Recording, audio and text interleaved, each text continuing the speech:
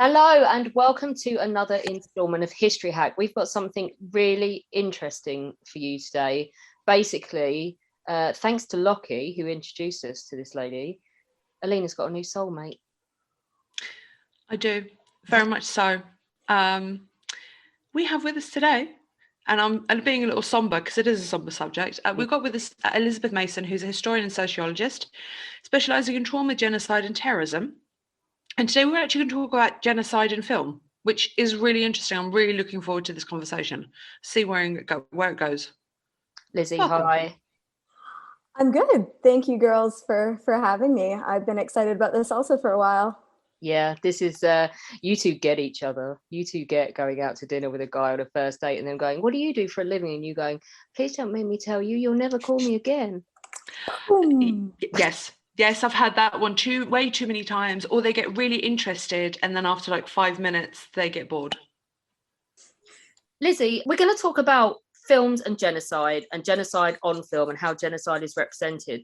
Just briefly tell everybody how you came to this subject and what your academic interest is. How do you know this stuff? Well, I think it was kind of a roundabout way that I became an academic that kind of deals with this subject as one of a couple of disciplines that I work with. Really, my earliest experience with the discussion of genocide was a fantastic class that was taught at a university called St. Lawrence University in New York State.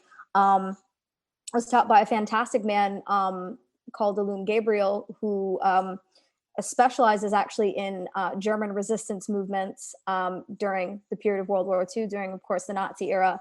And my first class was an introduction to genocide. I became very passionate about the topic. I remember specifically a discussion with a man who became my mentor, Alun Gabriel, and discussing that I would like to work in history. I would like to become an academic. And I said particularly to him that I could not work in this field. I could not deal with this subject matter. There, of course, became a large arc in my own life. I'm German American. I have one parent who's American, one parent who's German. My German family was involved in National Socialism. The city I'm from is the city of Coburg. It is the first city that elected a National Socialist mayor. So someone who was a member of the National Socialist Party. Our Duke, the Duke of Coburg, who of course is a descendant of Queen Victoria and Prince Albert of the House of Saxe-Coburg and Gotha. That was Karl Emanuel. Duke Karl Emanuel was particularly connected with Adolf Hitler. He indeed was one of many royals in Germany who believed that if they allied themselves with Adolf Hitler, that he would restore everything that they lost. Way back. Indeed, at the end of World War I. Even the Kaiser was dabbling with that up until the time he died, wasn't he? Like, he veer between hating Hitler and hoping Hitler would get him his throne back. Absolutely. And of course, Crown Prince Wilhelm indeed was particularly connected with Adolf Hitler for that reason. Yeah. My latest research subject is the Duke of Windsor, so let's not even go there. Well, we could, but another podcast. But anyway, Karl Emanuel was particularly involved in something called the T4 program, the Tiergartenstrasse 4 program, where he was on the committee that oversaw the forced extermination of persons who were physically and mentally disabled in Germany. My city of Coburg had roughly 300 Jewish people. Naturally, before 1939, there was not one Jewish person that remains in the city of Coburg. My opa, my grandfather, was indeed a member of the Hitler Youth. Another member of my family, the father of my grandmother, was deported, believed to be a member of the National Socialist Party, and was a train master in the region of northeastern Bavaria, and was deported by the Russians. So this became a family exploration. Of course, what did it mean to be German? What did it mean to have family history involved in National Socialism, and who had arguable ties with the mechanisms, if not the social mechanisms that, of course, allowed the Holocaust to take place. That brought me to move to Germany in some ways, to explore being German. And I guess in a really roundabout way, I came back to this history. I figured out that this was something I could talk about in ways that other people could not. This then led me to try to understand what it meant to perpetrate these crimes, and how an individual can become so separated from society, so separated from humanity, so separated from empathy, that this became something uniquely that I became adept in talking about. What does it mean to be on the wrong side of genocide? What does it mean to be on the wrong side of acts that we now call terrorism? What does it mean to be on the wrong side of acts that we now call war crimes? This is the thing, isn't it? It's like we can remember those who perished and those who suffered, and give them back their voices. But how do you stop it happening again if you don't understand why people carried it out in the first place? Yeah. So that is what I do. Okay, well, so specifically today, we're going to talk about how genocide is represented on film. And you've given us a number of, I think we've got 7 films to look at, and they cover 5 different cases of genocide. I want to start with the one that I think is going to turn out to be a really interesting discussion.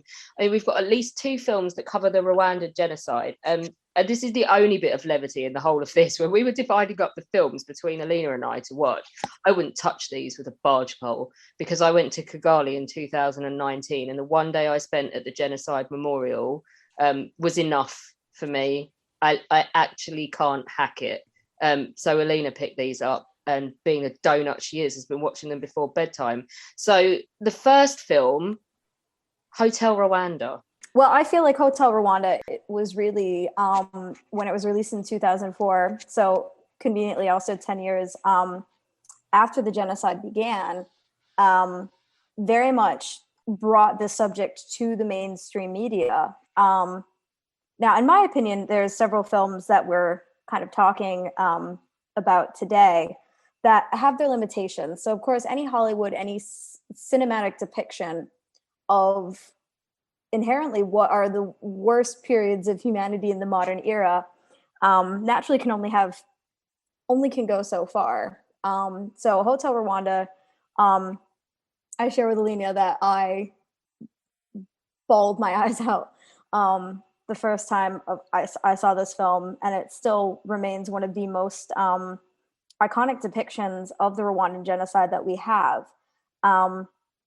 Personally, I find Hotel Rwanda and several of the counterparts we're going to be discussing today interesting rewatching them for the first time I watched them, which was probably about 10 years ago, and watching them today, in that really it depicts stories of a group of people that survived in the Hotel de Mille Collines, and managed to come out of this experience. And the limitations very much to these kind of films is that, first of all, expected of a Hollywood narrative is a certain character progression, is a certain ending, something that comes to a particular end point to conclude the film with. Now, of course, what this inherently lacks is the after. And of course, especially in the Rwandan case, in the case of, let's say, for example, the Holocaust as well, we can definitely say that there is a history that exists after this, not only personally for the individuals that survive, or even the individuals that perish in these periods, but very much also what happens emotionally, either individually or collectively, to a group of people that survive such traumatic events. And I think that's something that rewatching, for example, Hotel Rwanda, rewatching Sometimes in April, which are the 2 films that I've chosen that are the most well-known depictions, in my opinion, of the Rwandan genocide. Very much it's this point of what is next, what happens to survivors next, to Rwanda as a country next. is something very much that Hotel Rwanda misses, and even to a point that sometimes in April does not conclude with or cover in these narratives. I found that really interesting, and sometimes in April, you start the film off, and by the way, this is the first time I've dipped my toe in this genocide, and it is so. It blew my mind that I was 8 years old. I was 8 years old when this was happening. So obviously we didn't know what was happening left or right, but it's like 20 years ago, almost 20 years ago. It brings it home. And I sat and I watched this, and it starts off with Idris Elba, who's a teacher, and it's really interesting watching. You start with the aftermath first, so they kind of gently bring you into the genocide, and it's very easy, and you're thinking, oh, okay, this is going to be all right. And then it just goes completely and utterly dark, and you're watching these people go from safety, feeling good, feeling okay, even though his wife has been saying to him, his wife says, come on, we should have left by now. And I'm sitting there thinking, yes, you should have left. Why did you not leave? You could have left by now. This film brought up so many emotions that I didn't know if I was going left, right, up, down, or round and round. So just some background, like on the Rwandan genocide. I think in that case, it sounds to me, because I didn't watch this one, I had like a really horrible moment at the memorial, and I cannot get this image of this little girl out of my head whose picture is on the wall, and under all of they have a children's room where they have all the pictures up. And I've told this story on this podcast before, and it's like she's up there, and it says like name, age, and it'll tell you what happened. And under what happened, it just says a soldier repeatedly smashed her head off a wall till she died. And this to me then says that film gets it, the Rwanda genocide, because it's just this sudden explosion of mass violence, effectively out of like, and the scale at which it reached, Lizzie, is just like, there is no way to rectify it in your head, is there? No, I think certainly when someone mentions the word genocide, we of course I hope at this point in secondary school, I hope it's not talked about before in anyone's education. Genocide brings about this image of mass death. It's not serial murders. It's not, for example, 1, 2, 3 people being murdered. It is a scale that is indeed incomprehensible. And certainly with the Rwandan genocide, it is a scale that, as far as documentation shows, goes beyond anything that we can possibly imagine. We are talking in a tremendously short period of time. We are talking 900,000, possibly more people being viscerally annihilated, and in a very physical and a very direct way. I mean, this girl I mentioned was 2 years old, 2 or 3 exactly. years old at most. And that's the difference, I think, probably why it blew Alina's mind, is it's not like the Holocaust. It's not years and years of build up and planning, and it's people on people. It's not some big bad Reich doing it and planning it. You know what really got me? And I laid in bed at night, and I laid into the early hours and thought about this quite a lot. Now, it was the Hutu and the Tutsi, and the film underlines at the beginning they had similar culture, religion, backgrounds. They were basically more or less, you could say, borderline the same. And I'm sitting there thinking, wow, okay, so if you compare what I study and you think, okay, Poland, similar to Czech, similar to Slovak, that is like the Poles going in and massacring the Slovaks, or the Slovaks massacring the Poles. And it's just, I just can't imagine that actually happening. Brother killing brother, sister killing sister. There was no filter, absolutely nothing. I mean, you drive down, we had to do we traveled by road in Rwanda, and we were doing the guerrilla thing, and I was happy to do it and happy to pay like the premium that you pay to go and see the gorillas in the wild, because the money goes into Rwanda. And it is, you pass the mass graves, and you drive past them and it's like, when we drive around the Western Front and you spot the war cemeteries, it's like you spot the genocide cemeteries. and it's like they still live with it every day. And actually, so we mentioned this, didn't we? Or we have mentioned it on another podcast, and I can't remember what order they're going out in. The fact that this led to Rwanda being the only country ever asking to join the Commonwealth. So you have everyone in Rwanda walking around with a French name of a certain age, and yet they don't want to speak French. They don't want their road signs in French. It just because of the connections to how the Tutsi were armed and by who. But it still, I think it hurts so much because it's so recent, and we're not old. None of us in this Zoom conference are old, but we have memories of this. And it's the fact that I think it's the reality that that humanity hasn't outgrown it. Still happens now. I think that's why Rwanda hurts the most. I don't know what you guys think. Well, yeah. I think certainly when we discuss I mean, we sit in a very privileged position. We saw the Rwanda genocide often after the fact and over television screens. And I think certainly for individuals, well, I think we can certainly imagine A, who survived this, but B, individuals who even hear about this, for example, secondhand from parents and loved ones that did survive this, and are wondering, of course, why they have no aunties or why they have no grandparents, or why, for example, their mother doesn't speak about their father, or why their father isn't present, because, of course, we know one aspect of the Rwandan genocide was, and for one of the first times starts to become very public, is the use of rape as a weapon of ethnic cleansing, or indeed as an act of a war crime. So why, for example, a mother doesn't speak about a child's father, or why, for example, maybe even their loved one who experienced the genocide even might still experience symptoms of post-traumatic stress syndrome. So that could range from anything from being uncomfortable from certain sounds, certain smells, certain images. It could range all the way up to potentially how, in relativity to how much of an impact these traumatic experience had, could even, for example, result in night terrors. So, a child may be waking up in extreme cases to a parent screaming at night because the memory is still there of something that they experience.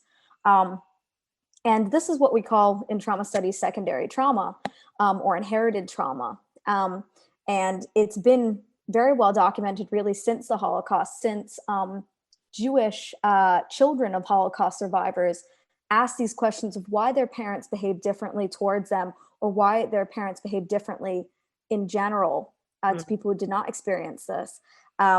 So certainly we, the generation that are adults currently would be the second generation of survivors of the Rwandan genocide, and would experience a whole host of witnessing certain psychological effects, and then to a certain degree inheriting and adapting their own behaviors and psychology to the psychological effects of genocide from their parents. I think my one, you mentioned the using rape. I think my one memory is that the Imperial War Museum did a thing in like the cinema that they had. I don't know if it's still there, what with the refurb and everything, but they showed a film of the genocide. And to her credit, my mum didn't stop me. She didn't want to go and watch it. I went and watched it. It was a 15-minute film.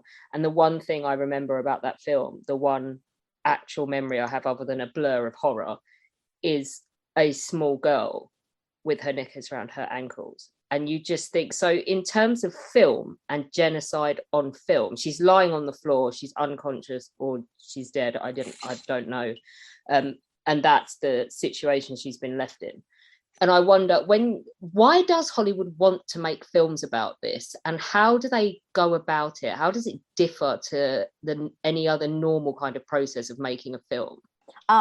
Well, firstly, I think that that of course Hollywood does adapt in some way that a lot of media does to the idea that often the most horrific things are the ones that draw attention. And we see that, for example, in journalism, the most polarizing stories are the ones that that garner the most attention. So if we talk about, for example, like a clickbait culture, like the most shocking, the most polarizing, garners the most public attention. I think to a degree, it is that fascination with something shocking, with something terrible beyond comprehension that does attract viewers. So I'm certain that that's one element of why Hollywood has picked up these films, and why actors such as Don Cheadle, such as Idris Elba, such as Liam Neeson, of course, from Schindler's List, also have been involved in these projects. But also, I think what we see particularly in the films that we're discussing today is often Hollywood picks out films that do, in the midst of this horror, have a happy ending, in order to, of course, keep the viewer watching, in my opinion, through the entire film. Yeah, I mean, it's like, why would you want to? But then, I mean, I'm sure this is going to come up because I think everyone lists Schindler's List as, no one lists it as a film they want to watch, but everyone lists it as a film they know they have to watch before they die. And I think there's an element, isn't there, of, if you pretend these things didn't happen and you forget these things happened, then you risk them happening again. A sort of social obligation. Yeah. You also picked, as you said, for Rwanda, sometimes in April. Why the need, from an analytical perspective, why the need to pick both? Well, I think Hotel Rwanda is as I said, also because it went through the Oscar cycle, etc., is by far the most famous depiction, especially for quote unquote Western audiences, of the Rwandan genocide.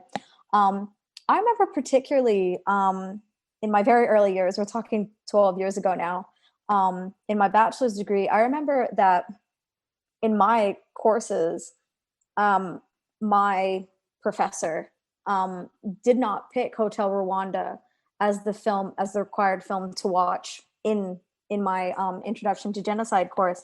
Instead, it was Sometimes in April.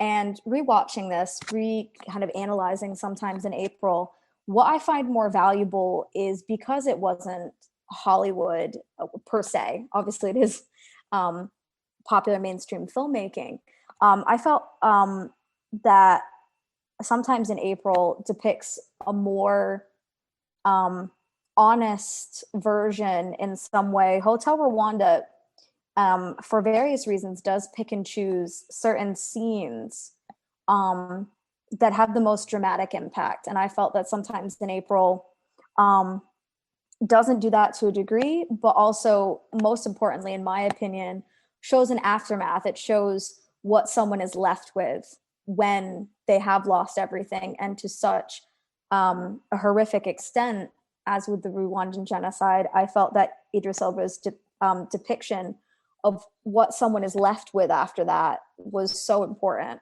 to the story. Alina, you found, watching Sometimes in April, some striking aspects of the film, didn't you?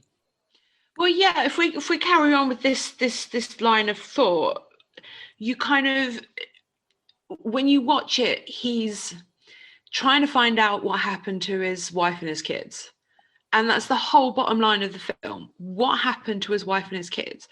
They go off with his brother, who is being prosecuted for crimes against humanity. He's in prison. And you're still trying to find out, by the end of the film, what happens to his wife and his sons. And it is such, I'm going to swear at this point, it's such a mind fuck at this point that you have no idea. You're like, come on, she must have survived. She must have survived. And I'm not going to spoil the ending, because it's actually really interesting, the ending, how they write this whole, trying to find the right words to not make it sound, because it's horrific what happens to her and the kids. and you just want to know. That is the one thing that drags on. And don't get me wrong, it's really interesting, but it's a total, it mind boggles you till the end. I think, is that kind of the point though? Because how many people actually did get answers in Rwanda? Is that what the film is trying to say, maybe? That this is most people's fate? Yeah. And it's also about the trauma. You watch how, it starts out with the rain in April, literally. And it's like the rain's come in April, it started all over again, the trauma is back. And it's repeated every year, same time of year. And that's what they underline through the whole film. That moment in April, the rains are back. I think very much so. I find that this kind of motif that the film builds on, it very much reminds me of, you'll have to forgive me, I forget what the term is in English, but for Jewish people remembering the Holocaust, in German it's called the Jahreszeit. So it's the time of remembering every year, especially should Jewish individuals have family members who perished during the Holocaust, this particular period of remembrance. But also, I think very much so, yeah, it is very poignant with the Rwandan genocide that I imagine certain smells, the certain atmosphere that one can expect in Rwanda in the period of April could be a reminder, especially if this memory is so fresh, if we're dealing with 10, 15, 20 years after, sometimes even a smell, sometimes even the sound, sometimes even the humidity that would be created in such a climate from a rainy period could invoke, this is what I felt, this is what I smelled, this is what the humidity touching my skin felt like the last time I saw these people that I loved most alive. And I think that's something that very strikes me, the title of Sometimes in April and that opening scene of Sometimes in April when the rain is coming back again. That's what strikes me. That's what I very much think about, is that is probably exactly what Idris Elba's character remembers the last time he saw the people that he loved the most alive. Absolutely. You don't just look at the Rwanda genocide. You've picked some films from others as well. So tell us about First They Killed My Father. This is just so fresh in my mind because I just finished rewatching this. Like, it was the last thing I watched before I went to bed. Just bring it back in my mind. First They Killed My Father is at this point, especially because of the director involved, which is Angelina Jolie, is probably the foremost depiction of the Cambodian genocide. Again, worth talking for Western audiences that exists today.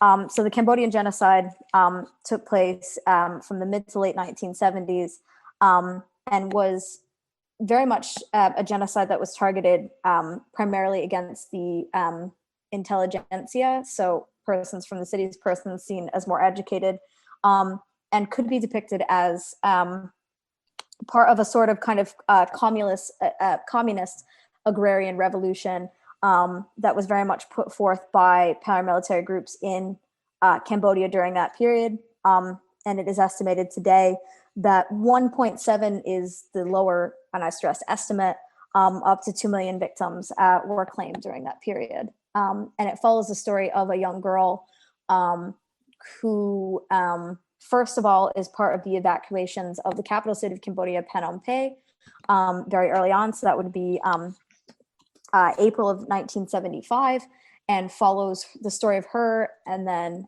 her family, and then when she separated from her family in a forced labor camp and agrarian work camp in the Cambodian countryside, and then her experiences being trained as a child soldier, and then her experiences fleeing Cambodia as a refugee.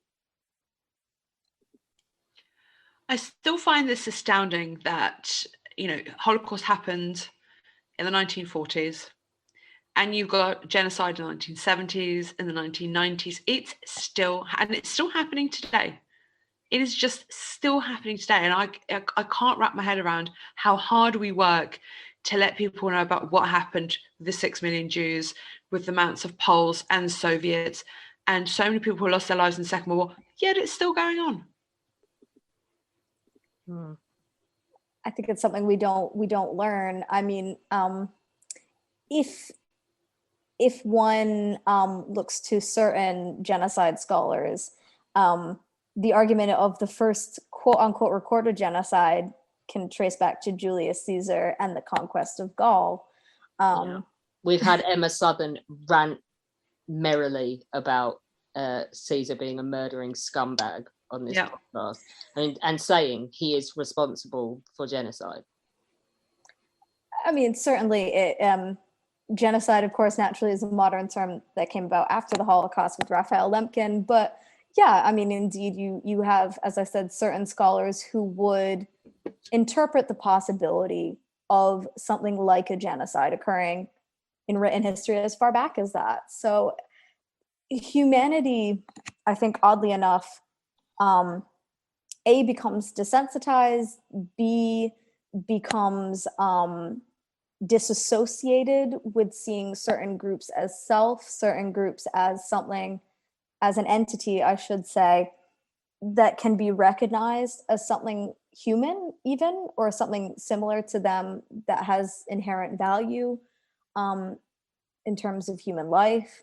And I think even with the media that exists today, with things like citizen journalism, with things like YouTube, cell phones, etc., certainly, again, I should stress in the Western world that certain people are not seen as humans. For example, the arguable genocide in Syria, if you ask the modern American if that was a genocide, if that was something that should be stopped,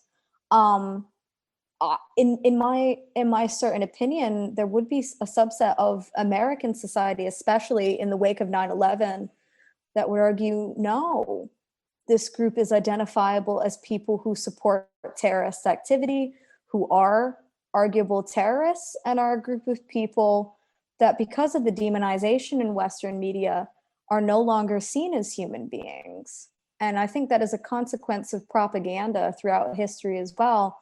And we certainly can see it in every case of genocide that we're talking about today, if not every case of genocide, period. Let's get to the one that coined the term then. We've already mentioned this. We've got a couple of films to talk about. One of them actually makes me angry. I'll explain why, but it's not Schindler's List. Schindler's List, it makes me angry for different reasons, and it's because it was allowed to happen. I guess we've talked about sometimes in April and following one person's journey through genocide and looking at what it does to them. This is the benchmark, is it not, of the sweeping story that tells you the whole story of a genocide. I'll say it. Schindler's List. Talk to us about Schindler's. I'm going to keep quiet for this one.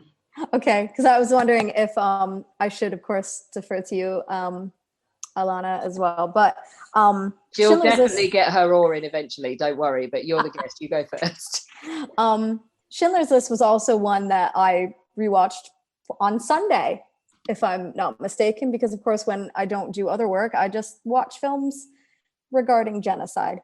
However, Schindler's List, I think first of all what strikes me is that it is black and white. It is very much Steven Spielberg's attempt to depict the I think what we can safely say is the annihilation of the Jewish population in Poland, particularly the Jewish population in and surrounding Krakow, Poland. Schindler's List itself, I find, takes the monumentous task of trying to depict, indeed, the entire arc, the entire trajectory of the Jewish experience, particularly in, I would argue, a very heightened situation for the final solution to the Jewish question in Poland that takes place broadly between the invasion of Poland 1939 up until the end of World War II, 1945. And I think Spielberg takes on a difficult task and does a commendable depiction in Hollywood cinema of trying to capture every element of the Jewish experience. So, of course, going from the limitations of Jewish life that take place early on in Poland in 1935 to removal of property, of personal possessions, and the ghettoization that then takes place, the removal to forced labor camps that take place after that, and then, of course, deportation to one of the 6 death camps as well. And then, of course, in the case of the quote-unquote Schindler's Jews, that takes on a slightly different depiction. Of course, in the film, they're shown as being sent to Auschwitz. That is not the case in the case of the actual history of the Schindler's Jews. And then, of course, of the ultimate liberation of Jewish persons at the end of the Nazi occupation. As I said, a monumentous task, a task that, of course, when one is doing so in a very limited period of time, even though Schindler's List seems very long to certain audiences, is one that, of course, given the fact that the Schindler's Jews survive, they live, unlike millions, as we know, roughly 6 million Jewish people. It has a certain again, I would say, quote unquote, happy ending, not wishing to mitigate the traumatic experiences of any individual who survived that, and namely the Holocaust.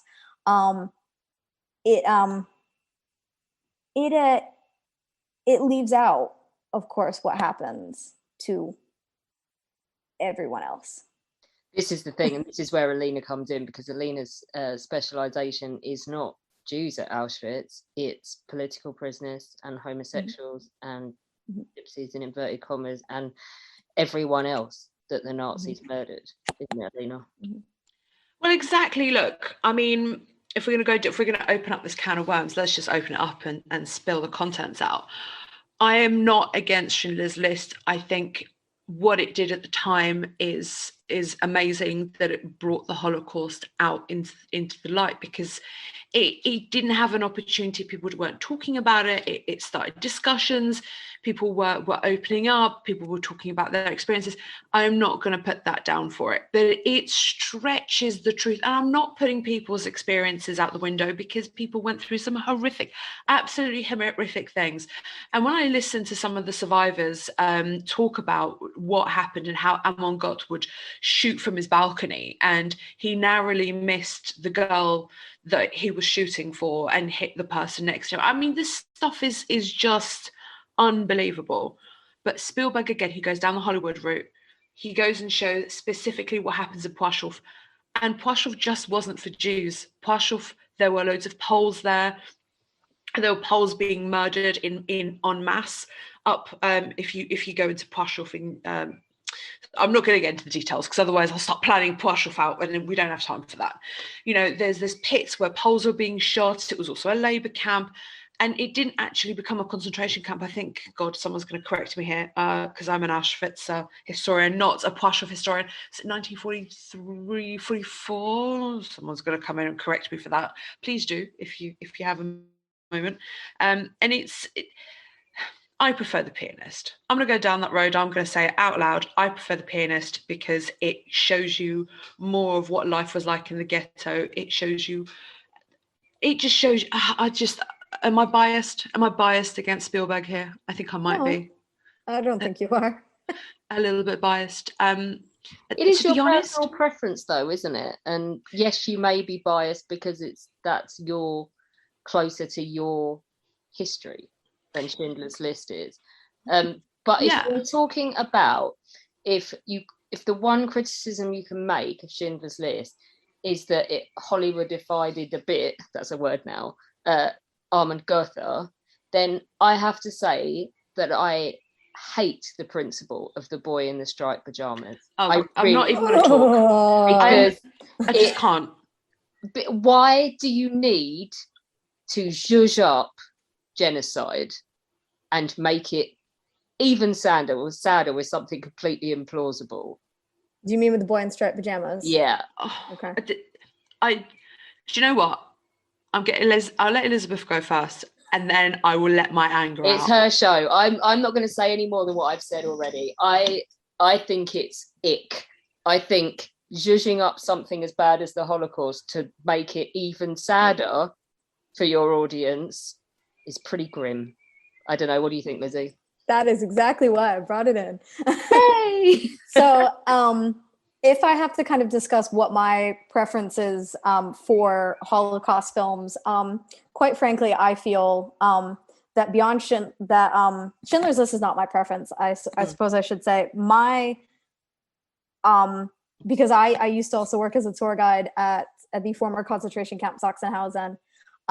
So I had a lot of guests who would come in on my tours and would, of course, ask, well, where were the Jewish people kept? And that is 2 to possibly 6 barracks out of 60 plus, if I'm not mistaken. At what was a forced labor camp, not a death camp, not an extermination camp, not a camp in Poland, God forbid. So very much the narrative that could be captured, is very limited to one group of people in Schindler's List, but I mean, even beyond that is even limited in terms of the narrative of Jewish victims of the Holocaust. And I really feel that the only narrative that does that justice is the 12-hour-long saga of Shoah. So, and I think when we talk about the scale of the Holocaust, when we talk about minimum in my opinion, having researched the Holocaust, 11 million people, and that of course is a hugely questionable number, and I would argue it's much more, that really, if we just talk about the one subset of victims of the Holocaust, Shoah barely does it justice. So we're talking then 12 hours versus the 3-ish hours of Schindler's List. When we talk about the boy in striped pajamas, from my background in the United States, that's where I grew up. That is where I got my early history education, as very flawed as that is in many aspects. Personally, my experience was that The Boy in Striped Pajamas was a book that was used by teachers in secondary school that wanted to cover this material, but this is, of course, as it is a children's book. Yeah, commendable idea as a book, as a film. Yeah. Ugh. Also more horrendous. Yeah. But based on the book, it is for a very specific age range. And I understand that for children, I can empathize that for children, the concept is to show empathy and humanity in a situation where you're not supposed to be able to empathize, make friends with a group of people that is so completely demonized. That is a wonderful narrative for a child, and very much cannot capture the totality of the dehumanization that took place and the very calculated, planned dehumanization of the Jewish people that started long before the National Socialist Party, the Nazi Party, even came into existence in Germany. Of course, we know that Jewish people have been discriminated, at least in my country, in Germany, since the early Middle Ages. They are forced to identify themselves differently. They, of course, in the Middle Ages, are restricted to certain professions. And this is very well known, that Jewish people are something considered other, are something considered inherently un-German, especially when we start to have the definition of what it means to be a citizen of Germany that comes about in the Second Reich. So, of course, we all know the Third Reich, the Nazi period. The Second Reich, also known as the Iron Empire, was, of course, the period where we have Kaisers. So Kaiser Wilhelm II, the famous Wilhelm scream that we know in films is named after him. Yeah, we love it. He's my speciality is World War One, and in particular George V in World War One. So Willie and I are old friends. Well, cousins of everyone. Yeah. But what I find so sad about poor Wilhelm is, of course, he doesn't look like George Nicholas. No, I know. Well, unless not the identical twin film, but yeah, he didn't look like anything like, I think, the kind of man that he wanted to be, with definitely his ability, and stuff. And I think it was largely the root of the problem. But he wasn't guilty of genocide, so let's put him out of the conversation. Well, was he? The genocide of the Herero and Nama yes. would have taken place. On his watch. Yeah. So he is, but again, against people that Western audiences definitely don't identify as self or a group of people even considered human at that period. I think overshadowed completely by Leopold as well. Yes, definitely. Of course, with the occurrences in the Congo that never stopped having an impact, of course, with conflict minerals, with child soldiers, with paramilitary groups.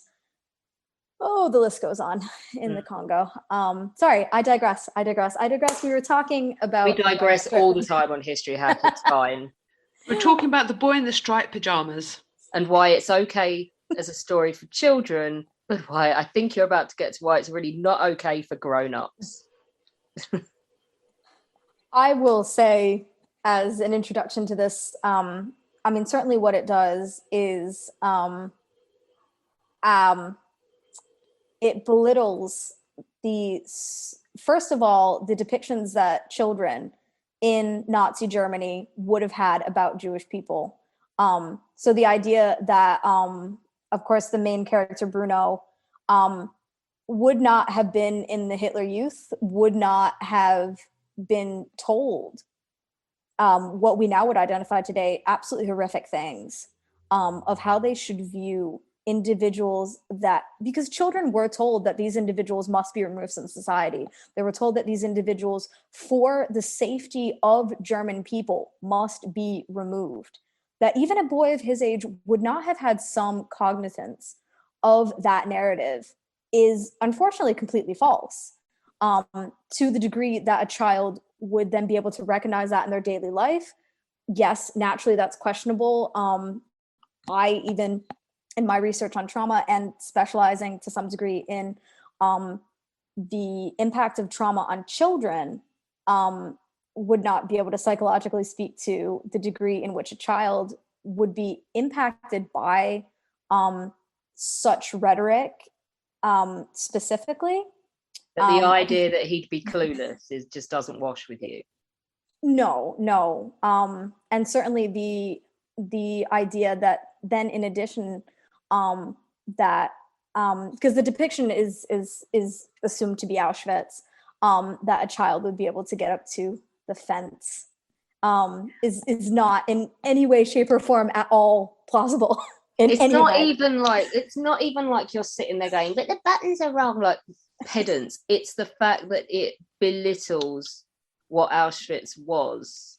Go on, Alina. Go on, rip. I'm so dying to rip this a new one. So it's perceived that he was going down the Auschwitz route, that he was Huss's child in theory, because who else was the camp commandant at that point?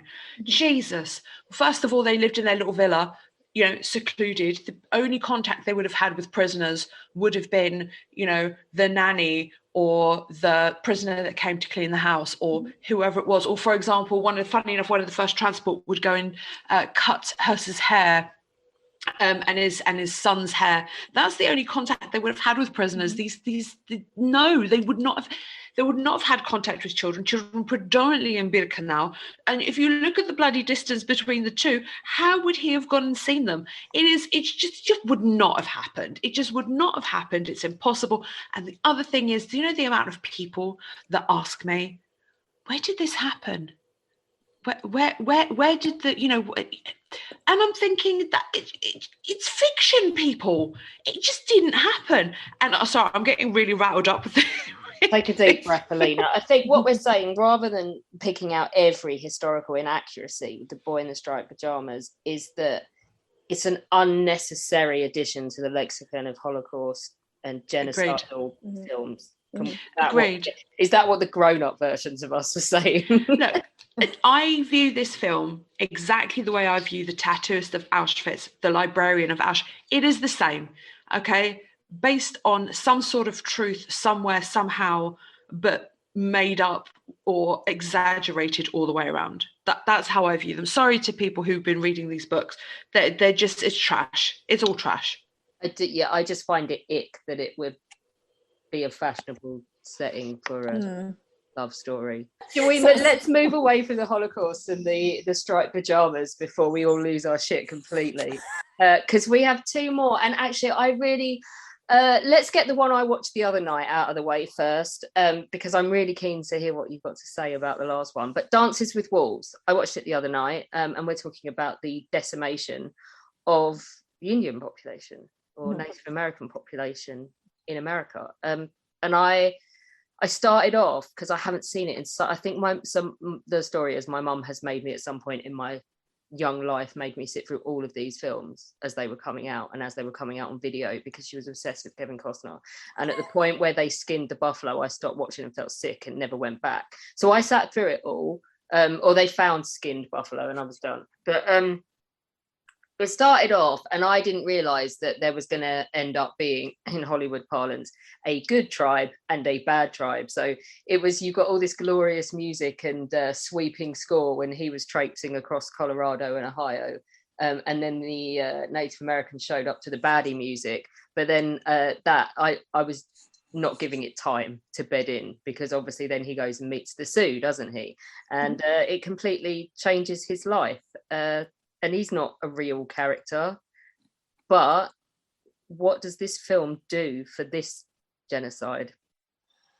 Well, I think first of all, Dances with Wolves is a film that I inherently kind of wanted to bring into this discussion, because, of course, again, with the name Kevin Costner attached to it, is one of the most famous depictions of Plains Indians groups, and of course, with the Sioux, there is multiple groups, or people would call them tribes, of the Sioux that exist even today.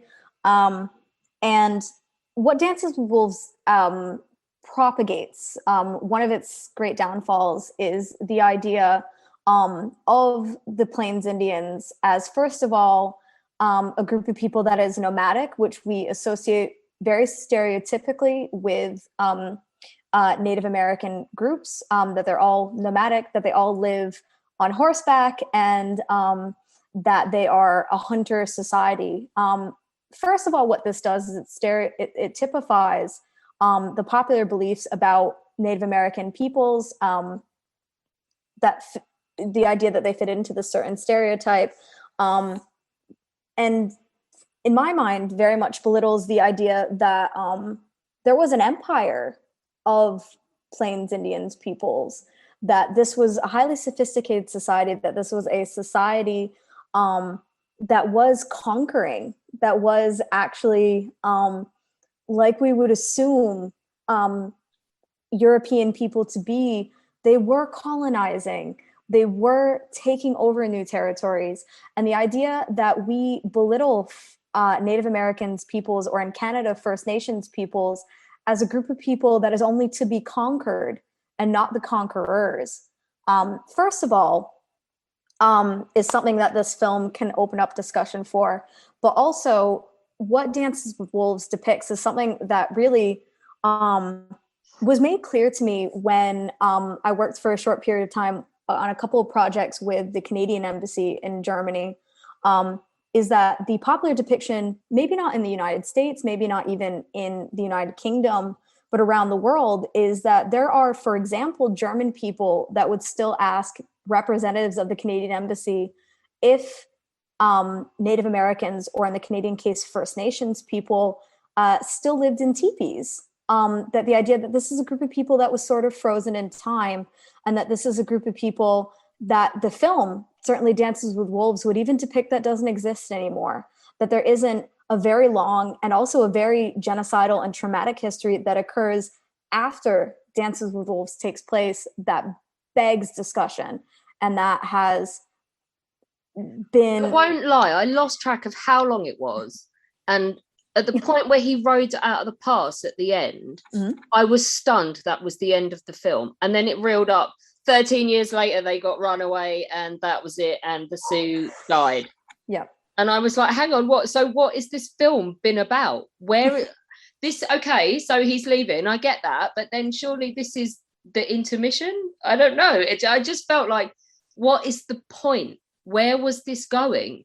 What were you trying to convey with this story? And then I realized it was Kevin Costner, and actually what they were trying to convey was as much Kevin Costner on screen, because he directed it as well, as possible. And when you tie that in with his performance in the editing suite of Robin Hood, Prince of Thieves, which was like in a narrative, in a chronological line quite close, where he shut the director out of the editing suite so he could edit it with himself in it more, because he thought people were stealing his thunder. It's just a vanity fest for Kevin Costner, is it not? And it's also very much whitewashing the Native American narrative, in that, of course, yes, the person to be depicted, the story to be told in the relationship between Anglo-European settlers in the Plains region of the United States and Native American peoples is meant to be told from the perspective of Anglo-European settlers, and not from Native American / First Nations peoples themselves. And I think in that trope, Kevin Costner does a huge disjustice to that narrative, and sadly only propagates what has been the narrative of that group of peoples and how that narrative has been told since the 1700s. It is, I mean, because it's all about him. And in doing that, what he's actually doing in microcosm, he is just white people. It's all about us and our perception of Native Americans and what happened, and not them. I think the idea that they were kind of, I don't know, or what, am I just reading too much into it, that they come across as really childlike, and then as soon as they give the white man a chance, they realize he's great, and they all want to be his friend, and they all want to wear his clothes, and one of them wants his hat and the other one wants his jacket, and I'm thinking no, that is a narrative that we see repeated again and again and again in how Anglo-European peoples depict First Nations / Native American peoples. And something that, again, why I felt Dances with Wolves was an essential part of this narrative is because we see in the epilogue at the end of the film that the Sioux people are quote unquote broken. This, of course, is also not in name, but is referencing the Wounded Knee Massacre, which was December 29th, 1890. And then, of course, what happens after that, which is the period of, the Native American version of ghettoization, which is reservationism. Very soon after the quote unquote, and this is what the United States government termed as the pacification of Plains Indian peoples.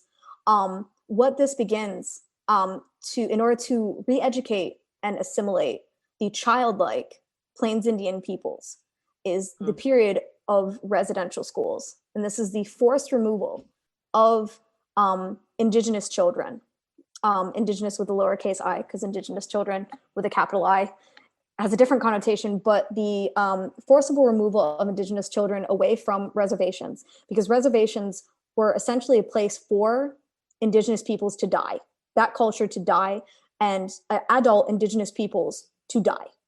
The idea is that children are removed, children are re-educated, they're taught to cast off their childlike primitive ways and become westernized.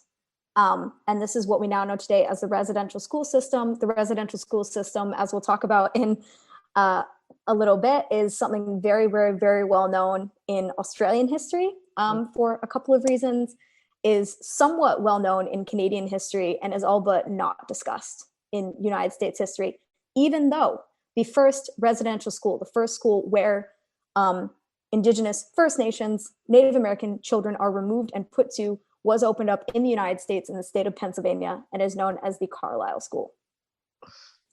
It just, so what we're saying is that basically that Kevin Costner's a knob, which I slightly less offensive than Mel Gibson, I think, but that's a whole other podcast. Apocalypto didn't make it onto your list. She's shaking her head like, hell no, it didn't. It's Alina, for your benefit, because you didn't, this was one of the ones I did. You spend 3.5 hours as this guy leaves the American Civil War, goes across the plains and decides that life is better as a Native American, grows his hair long, marries the one convenient white woman that happens to live / translate for everybody in the camp. Lizzie's getting angry just on this recap. And then basically the American army catches up with them, and then they kill a load of them, and then he decides he's leaving, so he rides off into the sunset. And it's like, what? But what's this got to do? I'm not interested in you, Kevin. It's not all about you. I'm interested in the Sioux people. And you've just cut the film off, and then suddenly it comes up on the screen 13 years after this happened, and then the Sioux were destroyed. And you're like, okay, so that was basically a 4-hour film and you ran out of budget, or what? You know what this sounds similar to? Not exactly, but similar. Wait for this one. The Last Samurai. Oh, which is obviously all about Tom Cruise. Exactly. Yeah, it's just like... And also greatly mischaracterizes the end of samurai culture and what the samurai culture represented. And the fact that samurai culture is simply adapted with the so-called period of industrialization in Japan to... realize that machine guns were awesome. She's having heart palpitations. Let's go. Right, let's go to Australia. She's not going to make her any less angry, because you mentioned residential schools and forcible removal of children. Now, I have not seen this film. I want to see it. I think I started watching it once and fell asleep, and that's not a reflection of the film. I think it was just like 3:00 in the morning. It's Kenneth Branagh, and Rabbit Proof Fence is about Aborigines or native Australian Indigenous. Oh my God, I get so confused with the terms and offending people. Aboriginal Australians is what it talks about, and what white people did to them. So what does this tell us? So the Rabbit Proof Fence is a specific depiction of 2 young girls who are removed from the region of Western Australia, getting more towards Central Australia. So Western Australia, for anyone who has been, of course, the portion that we think of to visit or is widely populated is, of course, Perth and Fremantle, and then going down towards South Australia. Largely Western Australia has its most settlement and its most kind of like urban areas along the coast, as a lot of Australia does. And Western Australia, of course, even to this day, still has one of the largest proportions of Aboriginal peoples with a capital A in the whole of Australia, and very much so because of the high percentage at the turn of the 20th century, so the turn of the 1900s. Yes, that is the 20th century. I always get confused with that. Even historians do. But anyway, turn of the 1900s, because Western Australia has proportionally the highest level of Aboriginal peoples. There is a man who is put in charge of Aboriginal affairs called A.O. Neville, who is played in the film by Kenneth Branagh, which I think is it's a depiction that turns your stomach. But Kenneth Branagh, I find, does an amazing depiction of A.O. Neville. There's one scene I want to talk about in a minute. He depicts very much the mindset, the governmental policies towards Aboriginal people that not only translates to forcible removal of children, what we now term today, particularly as the stolen generations, and the process of re-education of Aboriginal peoples. In Western Australia, A.O. Neville cultivates a particular policy that goes one step further than especially the rest of Australia, but also even Canada, who has a concurrent policy of removal and of Indigenous assimilation at the same time. And that is what is called racial absorption. So one particular scene that is depicted, in my opinion, brilliantly by Kenneth Branagh is a scene in which he is showing a slideshow of what we call half castes, quadroons, and octoroons. This is a horrific term for the idea that it is widely believed, and even today, as much as it has a different connotation, believed that indigeneity, as far as Australian Aboriginal indigeneity, is a recessive trait. So the idea that facial features, skin color, etc., in terms of Australian Aborigines is a recessive trait, that if you force, and this is the case, force young Aboriginal girls who are white looking, and you forcibly marry them, and A.O. Neville actually had the control to say, you may marry this person, you may not marry this person, you are told to marry this person. Essentially, and it is termed in the film, breed out the black. This was actually a governmental policy in Western Australia to racially absorb Aboriginal people by, first of all, removing them from their parents, secondly, putting them into residential schools, and thirdly, because the total control of an Aboriginal person to the age of 18 would be under the control, particularly of A.O. Neville, the character that Kenneth Branagh plays in the film, meant that he could personally engineer the racial absorption of Aboriginal peoples. Oh, I feel sick. I feel fucking sick. Welcome to my entire master's thesis. Yeah, is this what you did your master's? This is what I did my master's thesis on, was the residential school system in Canada and Australia. You know, I think we need to start heading our own films, and we can run our own TV series at this rate, because at least we'll get it done properly. Probably won't be worth watching to anybody that's a layman, because they'll just be like, where's the plot line, where's the happy ending? Well, there isn't one, and we taught you a lesson, now go away. Exactly. What kind of, I know Rabbit Proof Fence, are there any other films that sort of challenge this or do it in a different way? In my mind, as far as narrative film depictions, The Rabbit Proof Fence, and of course, this is the story of Doris Pilkington, by far is the most famous depiction. I've had many Australians, when I've kind of slid in to the topic of genocide with many of my Australian guests previously, that is by far the one depiction of the quote unquote stolen generations, this entire process, that it often tends to be talked about among people who are Australian, who live in Australia, and particularly are of the white, the Anglo-European settler population of Australia. So I would say that this film is in a category of its own as far as the Australian cultural consciousness.